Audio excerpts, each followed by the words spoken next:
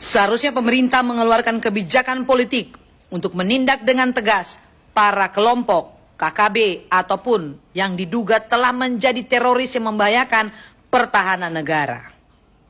Singkat cerita ya guys, begini, kalau cerita secara versi orang awam, TNI ini adalah pertahanan negara, polisi ini adalah penegak hukum.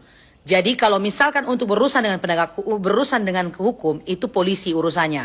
Tapi kalau berurusan dengan membahayakan keamanan negara atau pertahanan negara, teroris, para orang yang dapat memicu negara ini hancur, NKRI bubar, itu urusan TNI.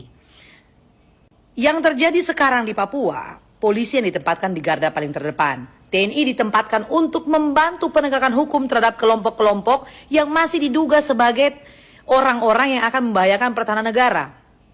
Sampai kapankah KKB ini, orang-orang ini masih terus ditindak secara hukum, masih terus diajak untuk persuasif? Apakah tunggu sampai seluruh TNI yang membantu para penegak hukum ini berguguran, keluarganya ditinggalkan, pulang tinggal terima mayat, terbujur kaku, tangis, yang istrinya melepaskan suaminya dalam keadaan hamil, pulang-pulang bukan lihat anak, pulang-pulang dilihat peti jenazah?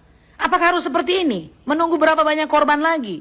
Sekali lagi, TNI itu dirancang bukan untuk penegak hukum. TNI itu dirancang untuk mempertahankan keutuhan NKRI. TNI dirancang untuk bagaimana mereka menyerang, bukan mereka bertahan.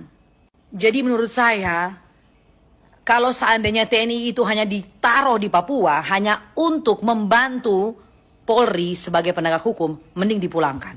Karena lama-kelamaan mereka akan mati satu persatu. Di manakah HAM? Apakah nyawa TNI tidak masuk dalam prioritas HAM? Apakah cuma nyawa kelompok KKB itu yang termasuk dalam cuitan HAM?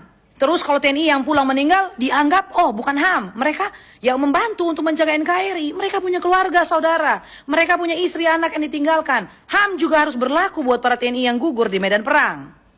Sekali lagi saya meminta dengan tegas bahwa pemerintah tolong memikirkan nasib daripada para TNI.